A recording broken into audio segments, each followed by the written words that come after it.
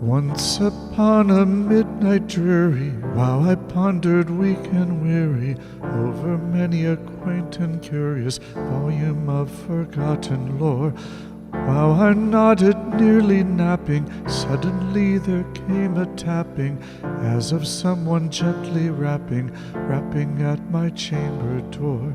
"'Tis some visitor," I muttered, tapping at my chamber door. "Only this and nothing more." Distinctly I remember, it was in the bleak December, and each separate dying ember wrought its ghost upon the floor. Eagerly I wished the morrow, vainly I had sought to borrow from my book surcease of sorrow, sorrow for the lost Lenore, for the rare and radiant maiden, whom the angels name Lenore, nameless here forevermore. And the silken, sad and certain rustling of each purple curtain thrilled me, filled me with fantastic terrors never felt before, so that now to still the beating of my heart I stood repeating, "'Tis some visitor entreating entrance at my chamber door." Some late visitor entreating entrance at my chamber door. This it is and nothing more. Presently my soul grew stronger, hesitating then no longer. "Sir," said I, "or Madam, truly your forgiveness I implore. But the fact is I was napping, and so gently you came rapping, and so faintly you came tapping at my chamber door, that I scarce was sure I heard you. Here I opened wide the door, darkness there and nothing more." Deep into that darkness peering, long I stood there wondering, fearing, doubting, dreaming dreams no mortal ever dared to dream before. But the silence was unbroken, and the stillness gave no token, and the only word there spoken was the whispered word Lenore. This I whispered, and an echo murmured back the word Lenore. Merely this and nothing more. Back into the chamber turning, all my soul within me burning, soon again I heard a tapping, somewhat louder than before. "Surely," said I, "surely that is something at my window lattice. Let me see then what thereat is, and this mystery explore. Let my heart be still a moment, and this mystery explore. 'Tis the wind and nothing more." Open here I flung the shutter, when with many a flirt and flutter in there stepped a stately raven of the saintly days of yore. Not the least obeisance made he, not a minute stopped or stayed he, but with mien of lord or lady perched above my chamber door, perched upon the bust of Pallas just above my chamber door, perched and sat and nothing more.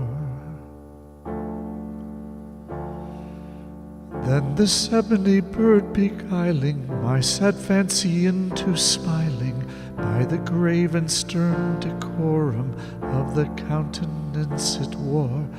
"Though thy crest be shorn and shaven, thou," I said, "art sure no craven, ghastly grim and ancient raven, wandering from the nightly shore.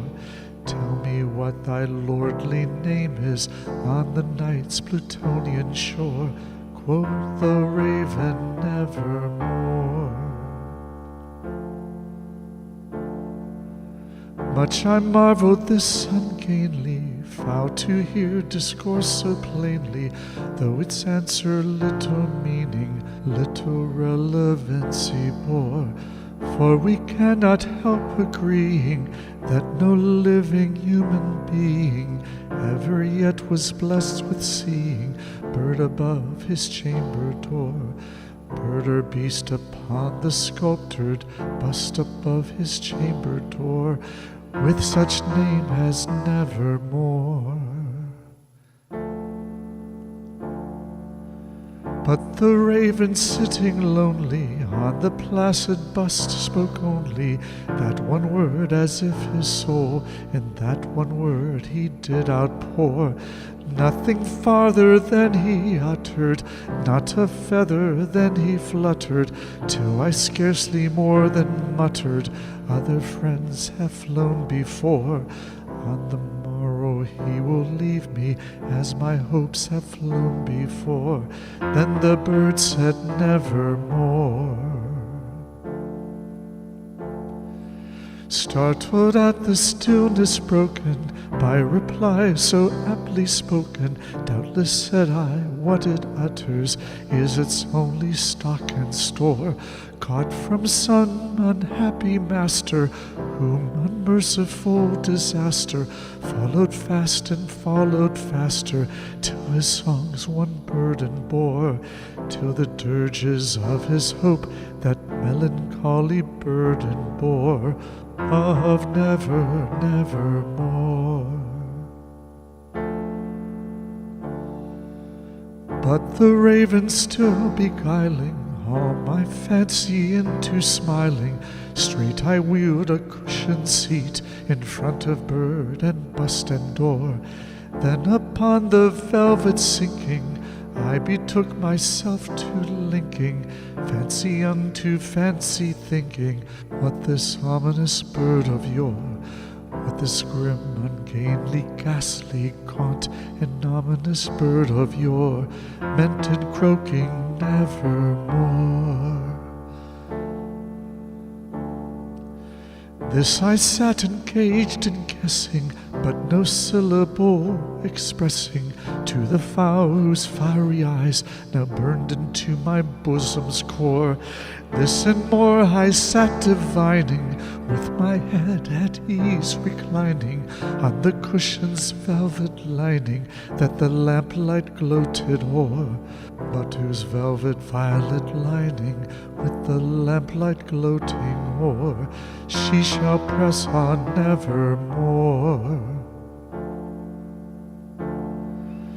Then methought the air grew denser, perfumed from an unseen censer, swung my seraphim, whose footfalls tinkled on the tufted floor. Wretch, I cried, thy God hath lent thee, by these angels he hath sent thee, respite, respite, and nepenthe from thy memories of Lenore. Quaff, oh quaff this kind nepenthe, and forget this lost Lenore. Quoth the raven nevermore. Prophet, said I, think of evil, prophet still if bird or devil, whether tempter sent or whether tempest tossed thee here ashore, desolate yet all undaunted, on this desert land enchanted, on this home by horror haunted, tell me truly, I implore, is there balm in Gilead? Tell me, I implore. Quoth the raven nevermore.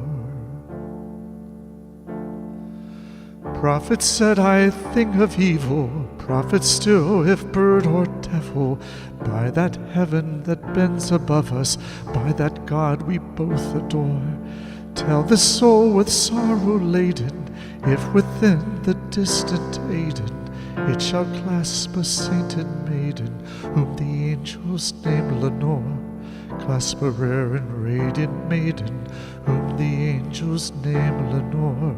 Quoth the raven nevermore.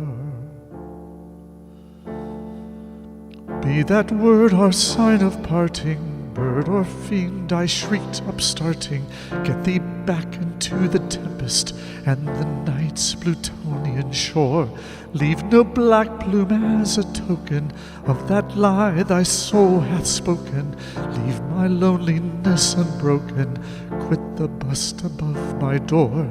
Take thy beak from out my heart, and take thy form from off my door. Quoth the raven, evermore. And the raven, never flitting, still is sitting on the pallid bust of Pallas, just above my chamber door.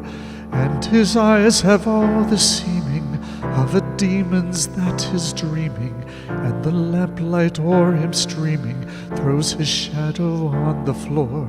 And my soul from out that shadow that lies floating on the floor shall be lifted nevermore.